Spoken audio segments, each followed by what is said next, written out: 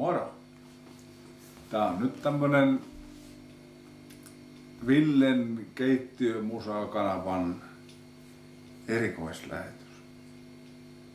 Nimittäin ensimmäistä kertaa käsittelen itseäni niin kuin kitaristina, mikä tuntuu semmoiselta arvonimeltä, mitä ei ole koskaan edes millään tavalla ansainnut, että olisi kitaristi. No, mulla oli tossa semmoset juhlat, mitkä mulle järjestettiin ihan ylläripyllärinä. Omat lapset ja omat läheiset ja omat sisarukset, vanhemmat. Ja siellä pidettiin kaikkia puheita, en mä tiedä minkä takia ne puhu, mutta halus kertoa musta jotain juttuja. Ja mun toinen veli, eli yksi meistä lapsista, niin Jussi oli saanut tämän idean, että mulle tehdään kitaraa.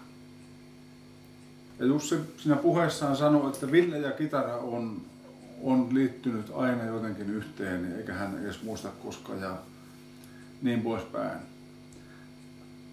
Se on totta, aina olen soittanut kitaraa, mutta en koskaan pidä, että olisi ollut siinä kauhean hyvä. Ja nyt sitten kuitenkin se, että mulle teetettiin tämmönen kaunis soitin ja tää tuli täysin yllätyksenä. Se minkä takia mä halusin tehdä tämän pienen pätkän oli nyt se, että ehkä niin kuin tämmönen elämä yleensä on koittanut sanoa mulle, että älä soit. Että on tullut tämmönen olo, että mut koitetaan niin kuin, että mä en soittaisi kitaraa. Ihan alkajaiseksi multa meni yksi sormi poikki, mikä tietysti on tehnyt mulle tämän oman tyylini, että joudun vähän soittelemaan vähemmillä sormilla. En ole Django Reinhardt, mihin mua verrattiin, niin en koskaan tule olemaan.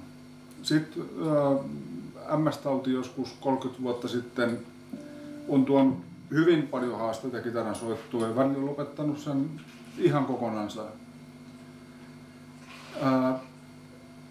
Kitara on aina ollut mun keittiössä ja siinä elintilassa missä mä oon ollut ja oon soittanut sillä lailla kun mä pystyn soittamaan. En yhtään paremmin oon tehnyt lauluja, säveltänyt kitaralla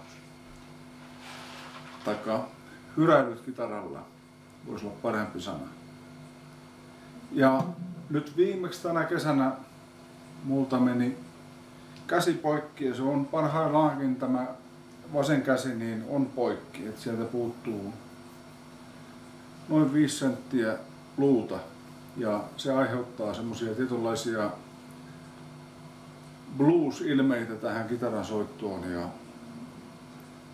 Mutta olen iloinen ja kiitollinen, että pystyy edes saamaan äänen tästä kaunista soittimesta. Että kiitollinen mieli on ja toiveessa on, että lääkärit sais tehtyä mun kädestä vähän paremman kitarakäden.